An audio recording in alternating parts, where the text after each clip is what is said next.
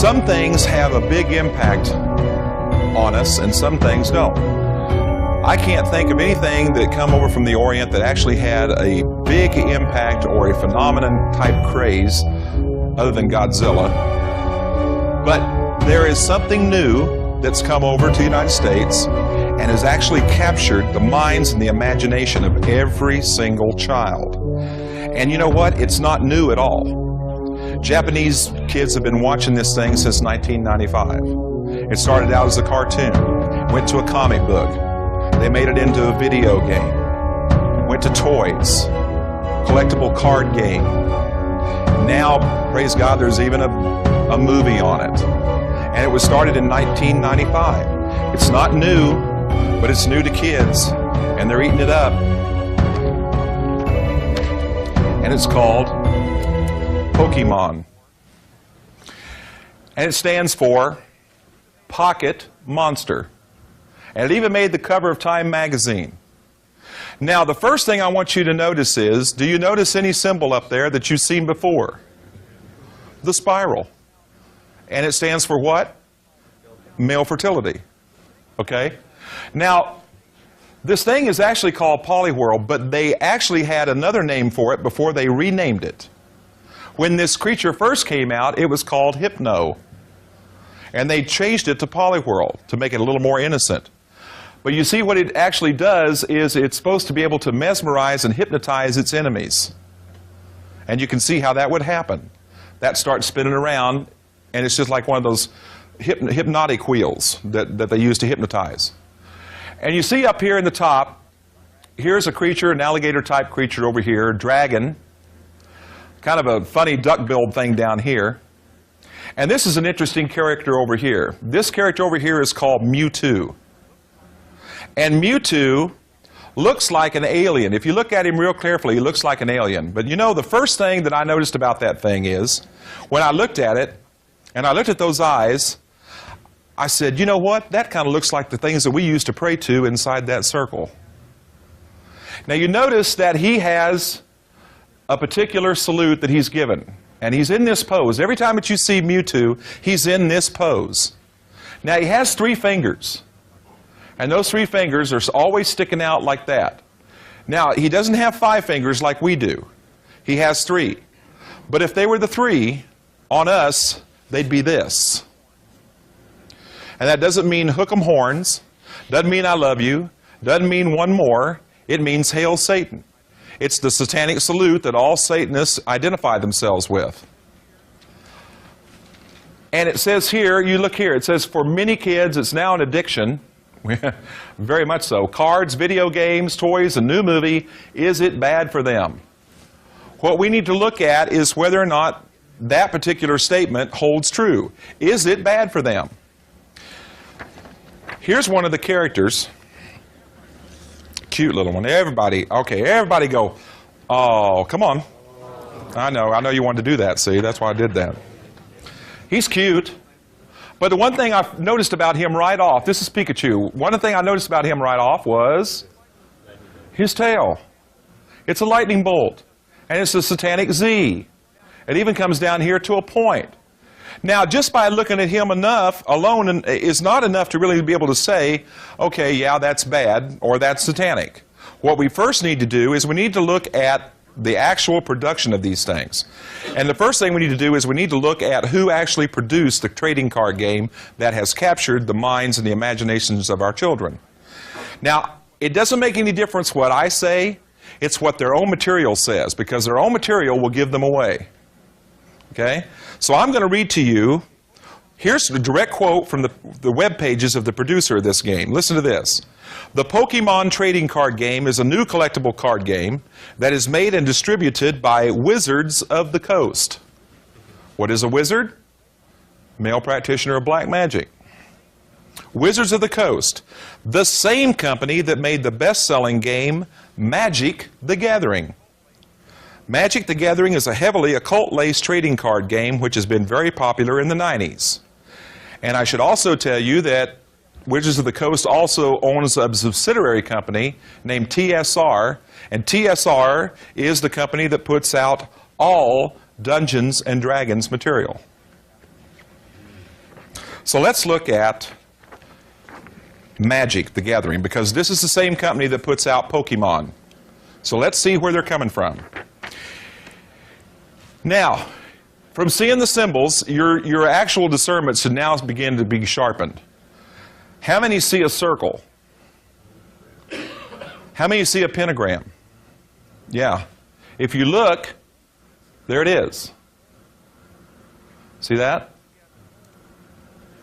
Magic the Gathering. This is a role-playing game.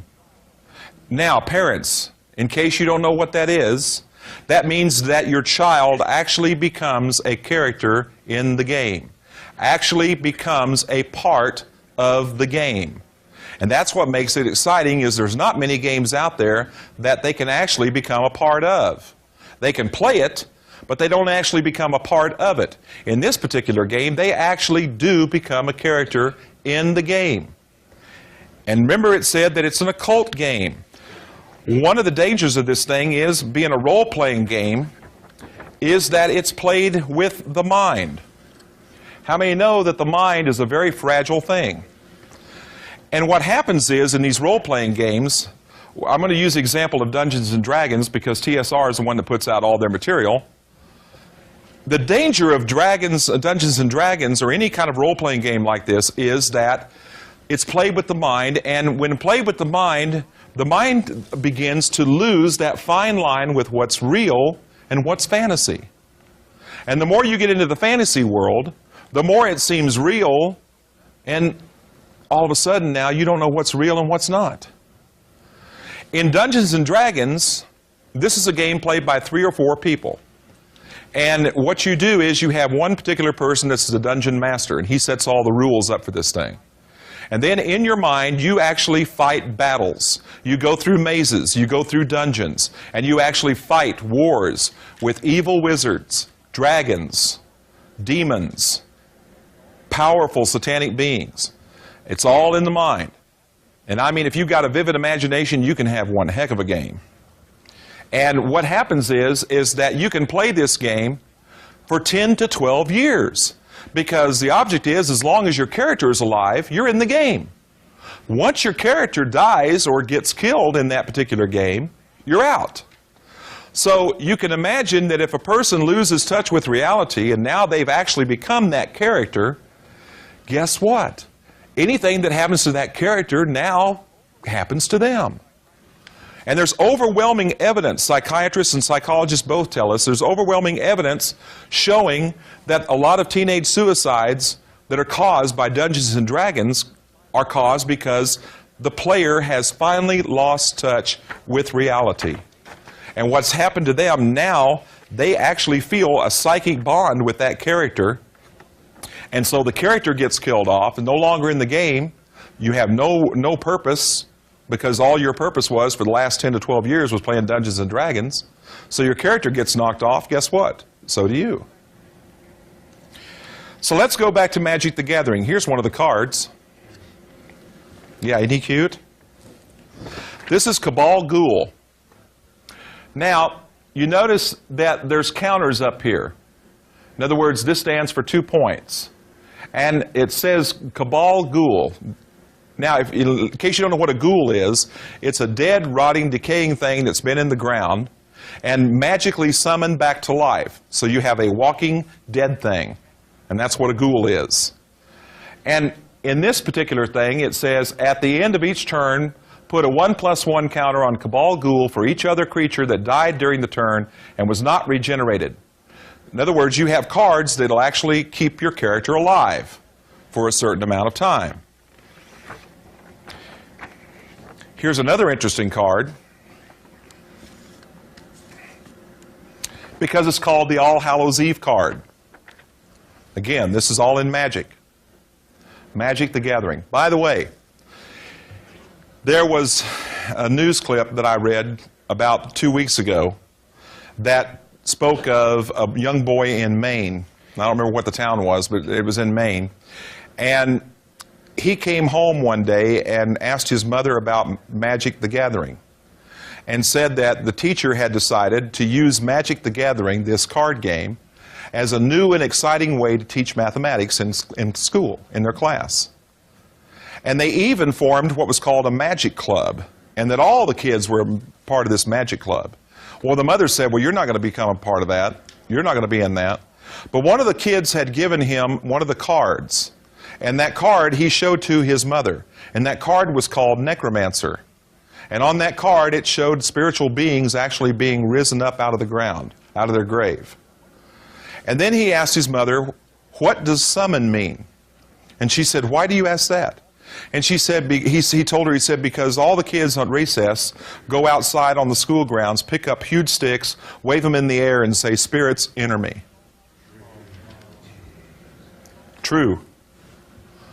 This is All Hallows Eve. Again, 2 points symbolized by 2 skulls.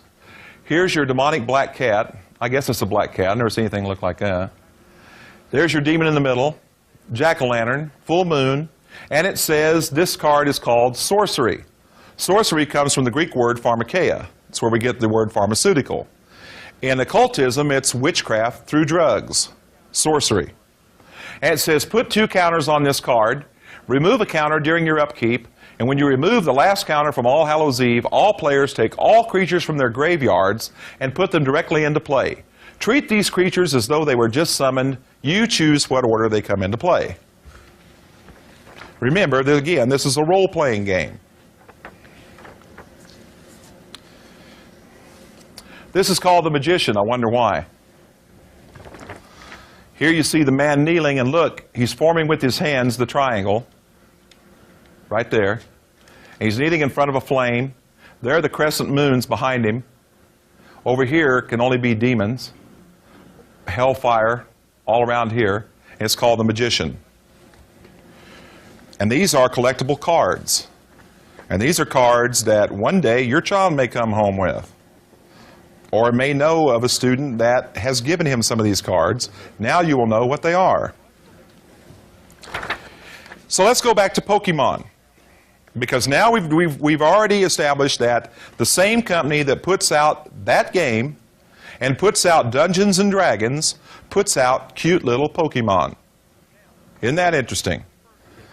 Now, before we go any further, I want to see that if we as a group can agree on something. So I need little audience participation here to say yes or no. Okay? Are you into that? Yeah. Okay. Listen to me carefully. If we examine the characters of this particular program, and they are the kind of role models that we want our kids to be watching. In other words, if this whole game, the characters of this game, the monsters, this whole premise of this thing actually goes to establish the kind of values, the kind of standards, and the kind of morals that we want our kids to have when they reach adulthood, that it's okay. In other words, if they actually help to establish the kind of morals, values, and standards that we want our children or our grandchildren to have when they get to be an adult, that it must be all right. Can we agree on that? Yes. Okay. So what we need to do is we need to examine and see what kind of role models we have in this game. Now, what we need to do then, everybody go, oh, again. Oh, I know, he's cute, isn't he? Little satanic tail. Up here is the Pokemon ball. Okay, that's this thing here. Okay, and inside of that, you catch the Pokemon. Let the camera get a view of that. That's the Pokemon ball, and you actually catch the monster inside of that thing and harness the power in there. And then you can call on that power to regenerate itself outside of that ball, and praise God, it turns into a bigger and better monster. Now, we're told that there are 150 species of these particular creatures on the face of the earth. And we're also told in the material that these pocket monsters are creatures that inhabit the world with humans. And that they can evolve and grow in bigger and better creatures. Now, the object of this game is gotta catch them all. And they tell you that if you catch them all, you become a Pokemon master. Listen, parents, that word master will appeal to any child because they can become a somebody. They can become a master. And you know what? If you're the master of something, You don't need mom. You don't need dad. You don't need grandparents. You don't need aunts and uncles. You don't need school. And you probably don't even need a church. Because you're a master. You can become a god. That's the premise of what this has been teaching. You become the Pokemon master. That's the whole premise and the whole goal of this game. Now, this is the main character right here. He's called Ash Ketchum. Not Hal Ketchum, but Ash Ketchum. Okay? And again, it doesn't make any difference what I say, it's what their own material says. I'm going to tell you what they describe him as. Listen to this. An energetic and determined 10-year-old who's a little too competitive, and he's obsessed with catching all Pokemon and driven to become the world's foremost Pokemon master. And you know, every time that your children watch this program, whether it's a video, whether it's a cartoon, whether it's a comic book, no matter what it is, they hear this mantra, this rap song that's played over again. And it says, I will travel across the land searching far and wide, each Pokemon to understand the power that's inside. And then it's enchanted to them. Gotta catch them all. Over and over and over and over again. You know what it does? It fuels your child's craving for more cards, more books, more videos, more movies. It's designed to do that. That's what we call enchanting. Here's the next character. This is Misty. Look at this. Now this is off of a comic book. This is actually a page of a comic book. But if this was clear, if this was actually clear, you'd see that that's a halter top. It stops right there. And she's got short shorts on. And you know she's got to be about the same age as what Ash is. Okay? And she's described as Ash's companion. And listen to what it says about her. She's headstrong and stubborn, constantly arguing with Ash. Typical woman. No, just kidding. God forgive me. All right. Frivolous spirit, that's what it was. And here's Brock over here in the corner. And Brock is by far the most hormonal, because his fascination with the opposite sex many times gets him or the group in trouble. Well, then there's Pokemon trainer Gary. And Gary's not pictured in here, but Gary is a real self-centered jerk. He's vindictive and he's obnoxious. And then there are two characters, and one's called Jesse, and the other one's called James. And listen to what it says about them. It says, prepare for trouble, make it double. Jesse and James are an evil gang looking to steal rare Pokemon. Jesse and James are stuck up, fashion conscious, and you know what? In the program, they're also prone to cross-dressing. Now, if you don't know what that means that if you feel like you're a woman in a man's body, you wear women's clothing. You dress like one. If you're a woman who feels manly, you wear men's underclothing and dress like one. Cross-dressing. Oh, what kind of role model would that be? Okay, now remember at the first, I think that's enough right here, because I think we've got a pretty well good establishment on this thing.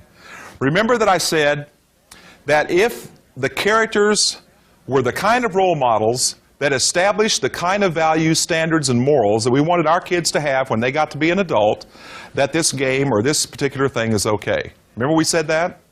Okay, so let's examine what we got. Let's see. Headstrong, stubborn, quibbling, self-centered, vindictive, obnoxious, hormonal, sexually preoccupied, evil, thieving, cross-dressing jerks. No.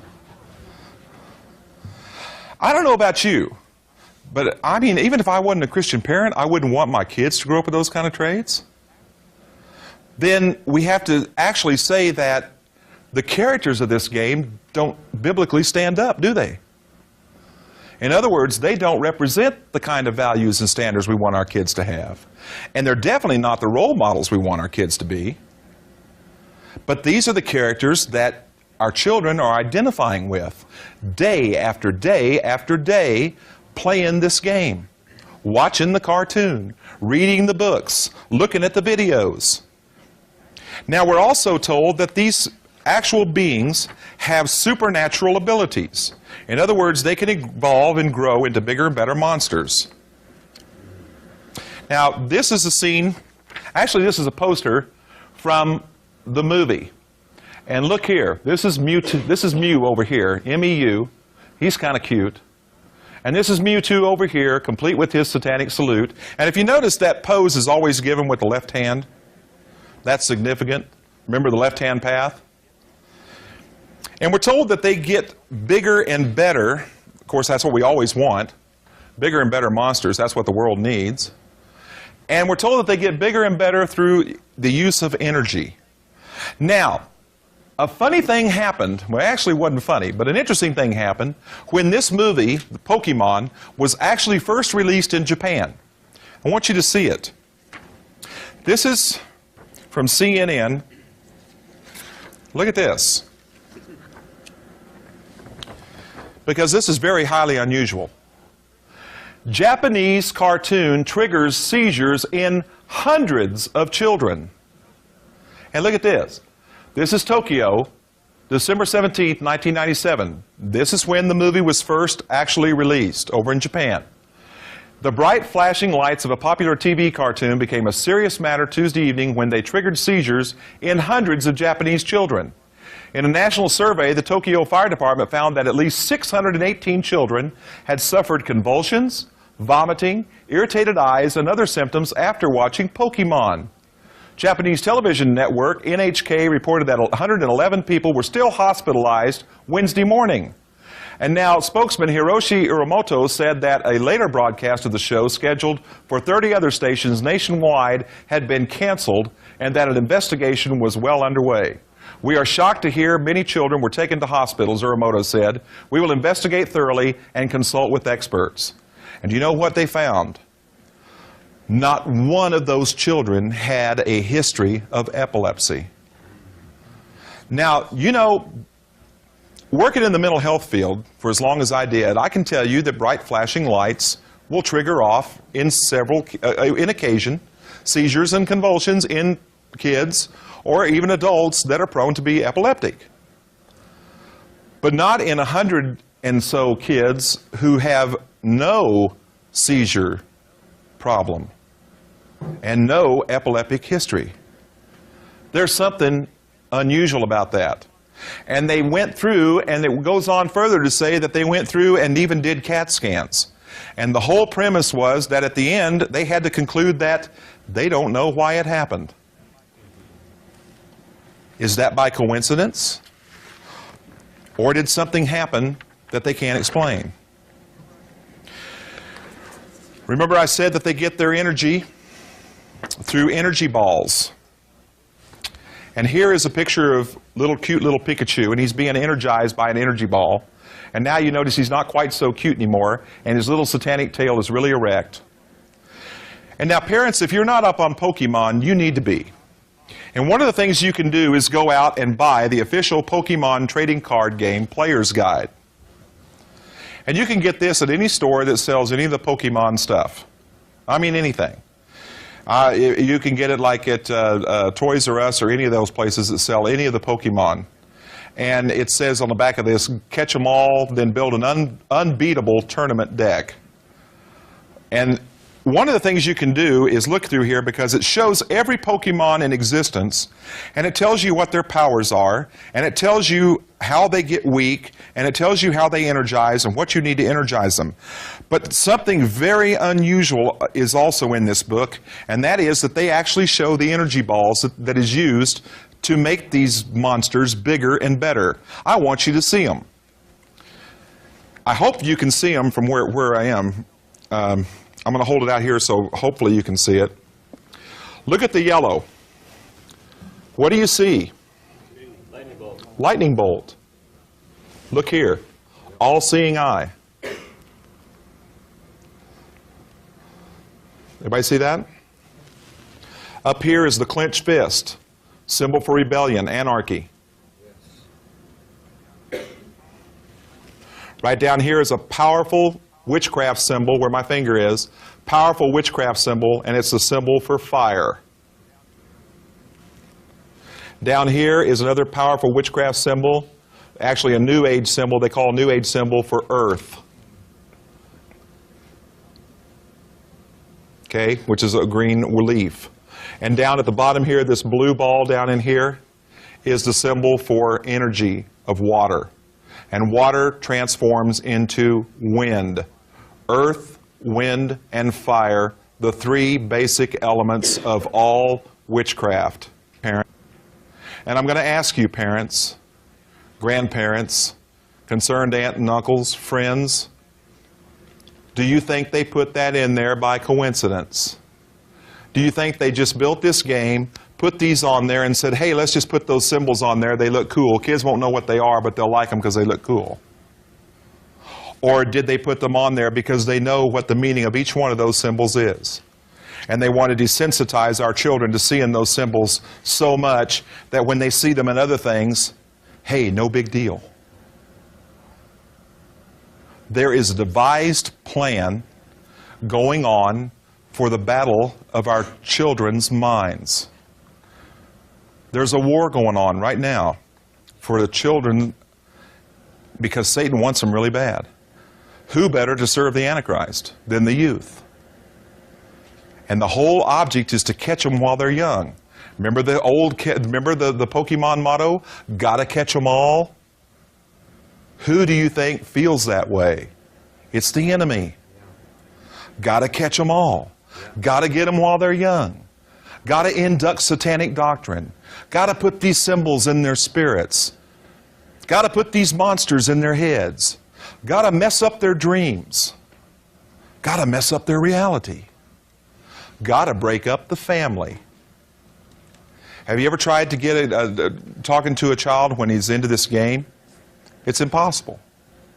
They spend more time on this Pokemon. And you know what? It's amazing that your child can tell you every Pokemon in existence, even tell you where they get their power, what they do, and how they do it, but they can't tell you what you told them 5 minutes ago. They also can't tell you probably what they learned in school that day. And even worse than that, they can't quote you scripture. There's something wrong. And I'm talking to the men right now because, you know, men, we've been given an awesome task by God. We have nothing to say about it. You know why? God tells us that we're the priest of our homes. Yes. We are the ones who say, we are going to follow God. I don't care what anyone else does, but as for me and my family, we are going to serve the Lord. We are the ones who are supposed to say, this stuff is going to be allowed, and this stuff is out. And ladies, women of God, you've got an awesome task ahead too, because the Word of God says that you're to raise your children in the ways of the Lord. Not in the ways of these Pokemon, not in the ways of witchcraft or Satan worship, but in the ways of the Lord. Are we doing that? Or are we subtly giving in?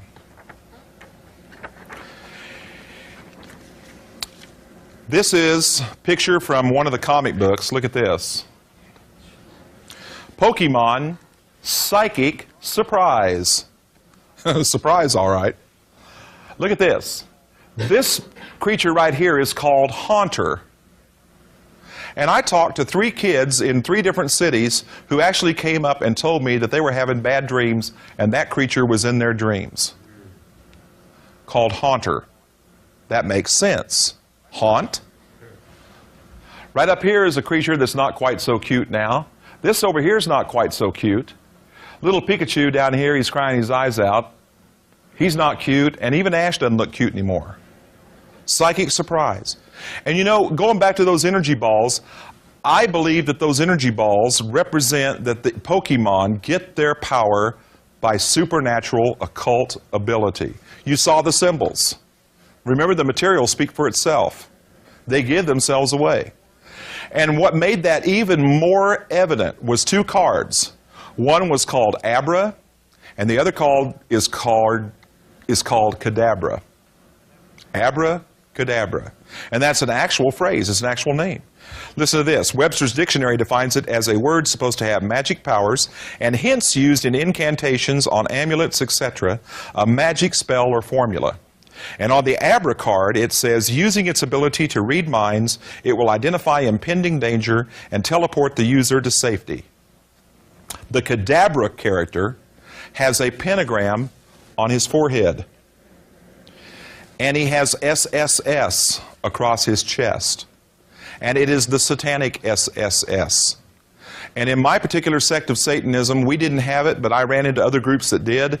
They had tattoos on the inside of their wrist, over their breasts, or on the inside of their thigh, and it was that same SSS. You know what it stands for? Satan's Solemn Servant. And also, the Cadabra character is always pictured on the card with his left hand giving the satanic salute.